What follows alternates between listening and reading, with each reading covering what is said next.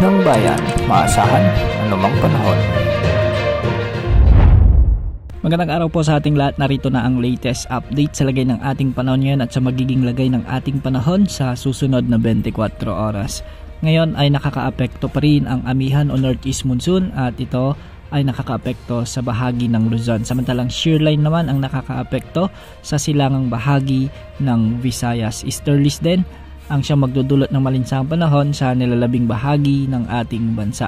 Dahil nga sa umiiral na shear line, ito yung banggaan ng malamig at mainit na hangin, ay asahan ang maulap na kalangitan na may mga kalat-kalat na pagulan at kalat-kalat na thunderstorms sa buong Visayas, sa may Sorsogon, Masbate, Surigao del Norte at Dinagat Islands. Pinag-iingat natin ang ating mga kababayan sa mga nabanggit na lugar na mag-ingat sa banta ng mga pagbaha o pagguho ng lupa, lalo na kung may mga katamtaman at minsan ay malalakas na pag-ulan. Samantala magdadala naman ng maulap na papawirin na may mga pag-ulan sa may Cagayan Valley, Apayao, Aurora, Quezon Province at ang nalalabing bahagi ng Bicol Region, ang Northeast Monsoon o amihan.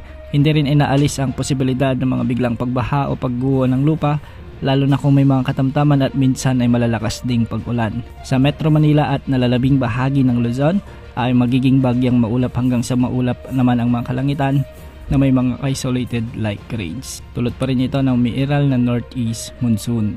Para naman sa nalalabing bahagi ng bansa ay asahan ang malinsangang panahon at bahagyang maulap hanggang sa maulap na papawirin na may mga isolated rain showers and thunderstorms. Dulot naman ito ng mainit na easterlies. Hindi rin inaalis ang banta o posibilidad ng mga biglang pagbaha o pagguho ng lupa, lalo na kung may mga umiiral na severe thunderstorms. Dahil nga sa umiiral ang amihan, asahan ang mga pag-alon sa northern at eastern sections ng southern Luzon kasama na ang Visayas na aabot hanggang 4 na metro.